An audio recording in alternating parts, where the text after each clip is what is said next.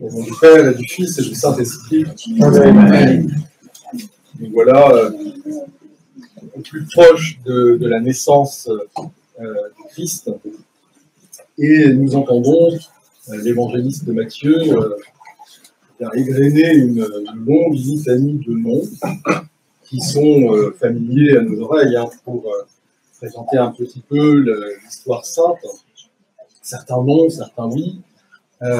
Et nous voilà dans un décompte extrêmement précis, extrêmement rigoureux, des générations par groupe de 14, avec un axe autour d'événements historiques précis, comme la déportation à Babylone, des événements qui sont avérés.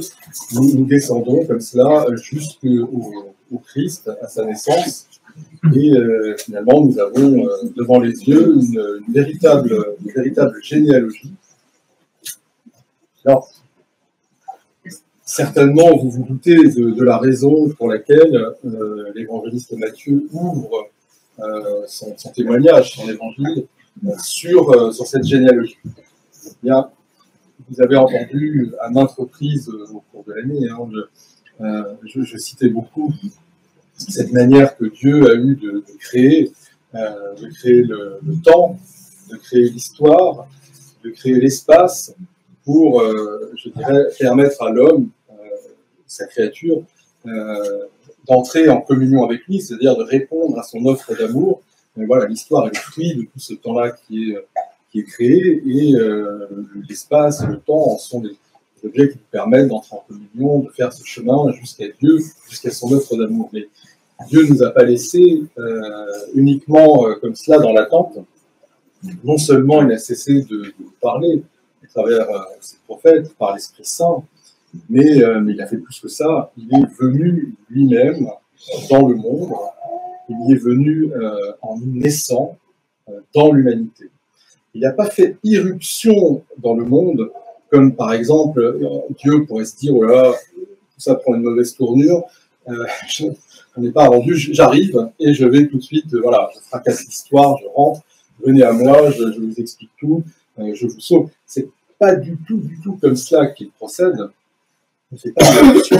Il entre dans l'histoire en assumant toutes ces générations de l'humanité. Il se greffe sur les lignées, il vient dans celle qui est attendue.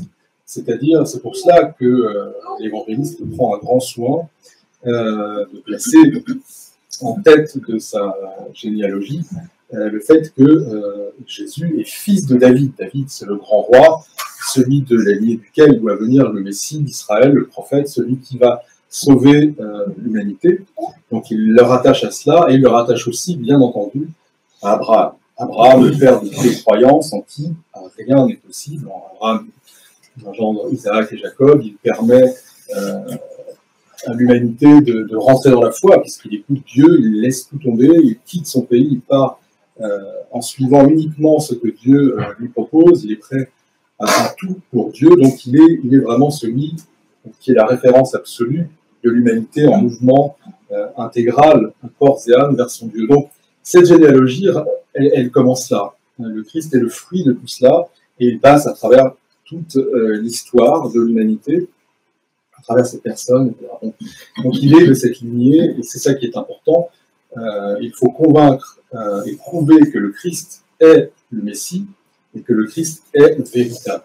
Il n'est pas venu comme cela, il vient en assumant pleinement l'histoire, en assumant pleinement l'humanité, et on en a la preuve. Une généalogie, c'est quoi? Une généalogie, c'est un travail qui prouve la réalité de quelqu'un, de qui il est, d'où il vient, de son ascendant, de son insertion dans un monde, dans un pays, dans une famille. On prouve véritablement tout, l'identité de quelqu'un à travers une généalogie. Et bien là, on démontre que nous ne sommes pas face à un Dieu qui fait irruption comme ça subitement. Nous ne sommes pas face à un mythe, à quelque chose que nous avons créé, quelque chose sur lequel il pourrait y avoir un doute. Nous avons des événements historiques et datés, nous avons des noms, nous avons des ancêtres, un par un, génération après génération, localisables, démontrables, qui sont attestés par des témoignages. On connaît même leur environnement familial, on nous cite des fratries, on nous cite les épouses par moment, on nous cite les époques. nous démontrons que le Christ est véritable. Il a existé, il est identifiable dans le temps, dans l'histoire, et nous savons de quelle race il est, qui il est, et dans quoi il s'inscrit. Il s'inscrit vraiment dans la lignée messianique et royale. Et ça, c'est quand même quelque chose d'essentiel. Il n'y a pas de doute à avoir pour nous. Nous savons à qui nous avons affaire. Nous avons une preuve historique et nous avons une preuve que Dieu assume pleinement sa qualité de fils de l'homme.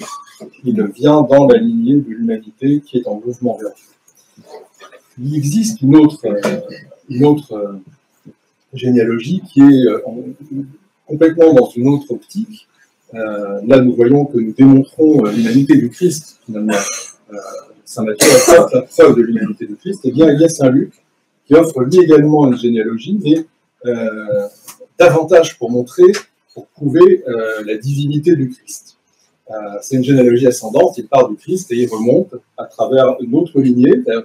On n'a pas les mêmes parents, mais en fait, on a pour deux parents, donc c'est quand même assez légitime. Et il remonte la lignée jusqu'à Adam, jusqu'à l'humanité première, et donc à Adam, à la divinité. C'est assez intéressant de voir que finalement, les évangélistes apportent le témoignage et la preuve que nous avons affaire à un vrai Dieu et un vrai homme. Nous prouvons sa divino-humanité des deux manières, pour être persuadés que celui-ci, s'inscrit comme un fruit de l'histoire, comme quelque chose qui aurait été préparé, poli, une humanité qui se serait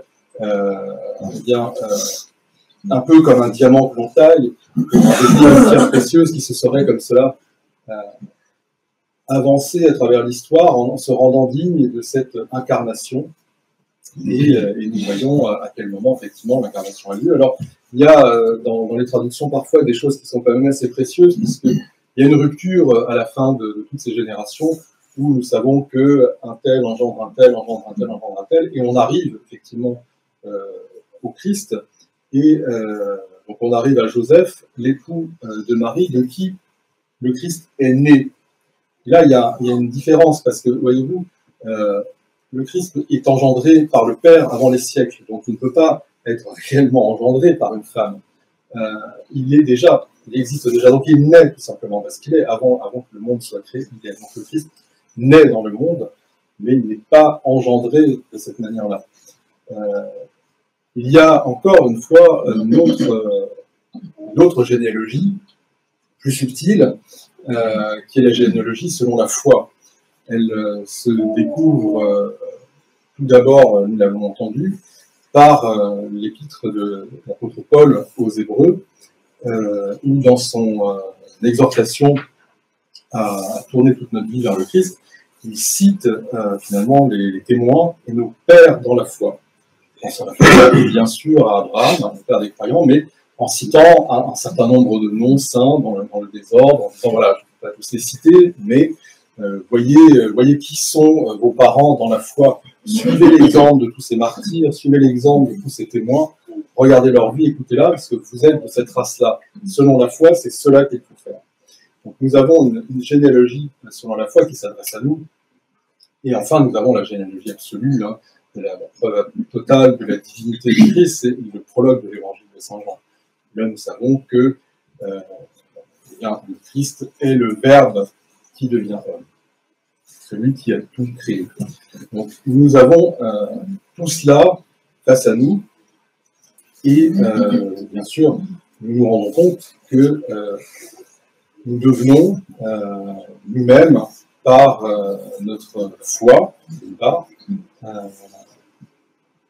membres de ces généalogies-là, membres de cette lignée. Nous avons affaire à quelque chose qui nous concerne profondément.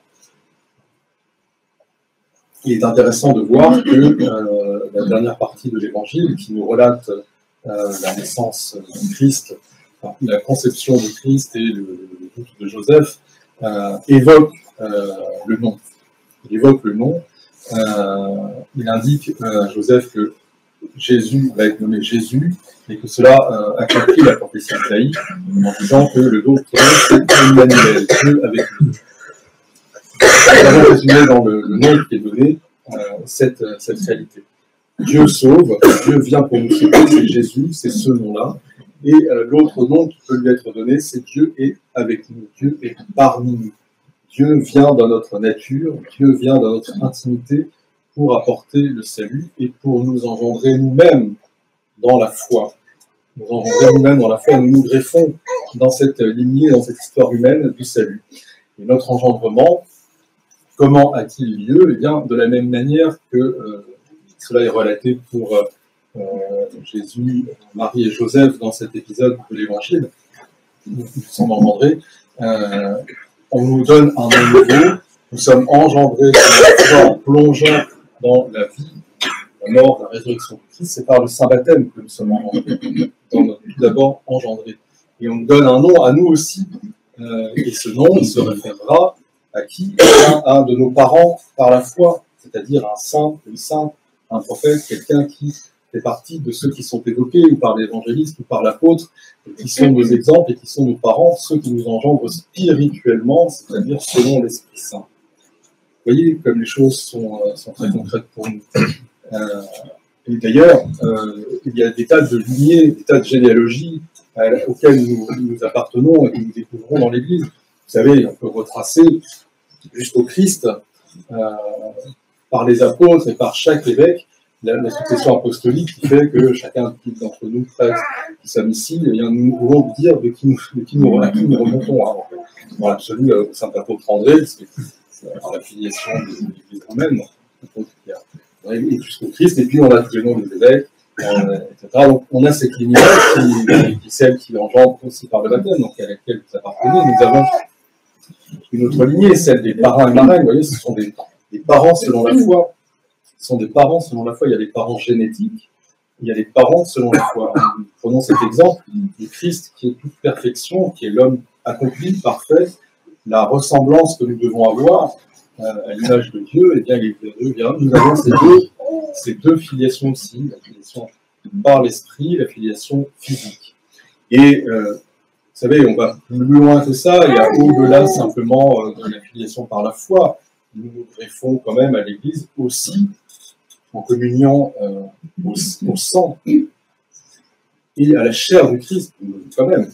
Nous devenons consanguins, concharnels avec le Christ. Il y a quelque chose de lui, de son ADN, de sa lignée de place. C'est pas un symbole. Hein.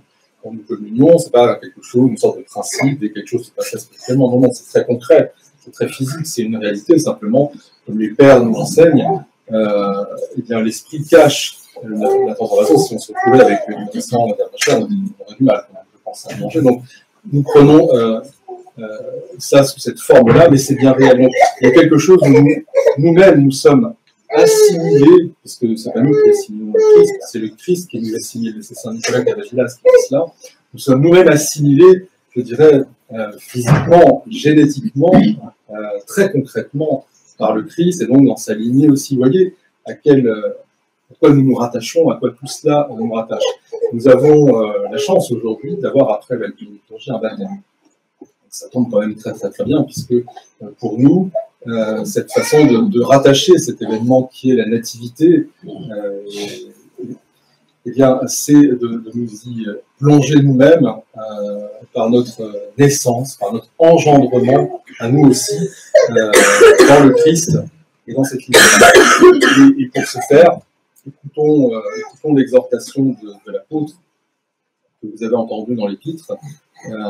Il vous dit finalement, eh bien, tournez tout votre être, tournez votre regard vers le Christ. Faites comme vos parents dans la foi, faites comme vos ancêtres et parents dans la foi, tournez toute votre attention vers le Christ.